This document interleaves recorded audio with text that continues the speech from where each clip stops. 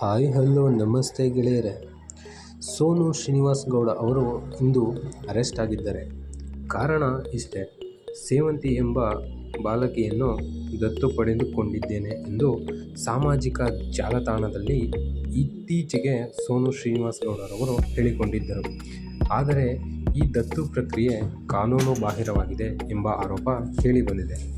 ಆ ಹಿನ್ನೆಲೆಯಲ್ಲಿ ರಾಜ್ಯ ಮಕ್ಕಳ ರಕ್ಷಣಾ ಘಟಕದ ಅಧಿಕಾರಿ ಗೀತಾ ಎಂಬುವವರು ಜೆಜೆ ಆ್ಯಕ್ಟ್ ಅಡಿಯಲ್ಲಿ ಬ್ಯಾಡರಹಳ್ಳಿ ಪೊಲೀಸ್ ಠಾಣೆಯಲ್ಲಿ ದೂರು ದಾಖಲಿಸಿದ್ದರು. ಆ ಹಿನ್ನೆಲೆಯಲ್ಲಿ ಸೋನು ಗೌಡರವರನ್ನು ಪೊಲೀಸರು ಬಂಧಿಸಿದ್ದಾರೆ.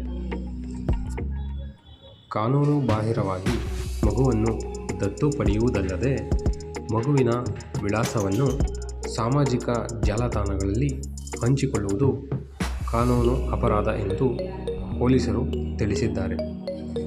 ಈ ಮಾಹಿತಿ ವಿಡಿಯೋ ಇಷ್ಟ ಆಗಿದ್ದಲ್ಲಿ ಚಾನಲನ್ನು ಸಬ್ಸ್ಕ್ರೈಬ್ ಮಾಡಿ.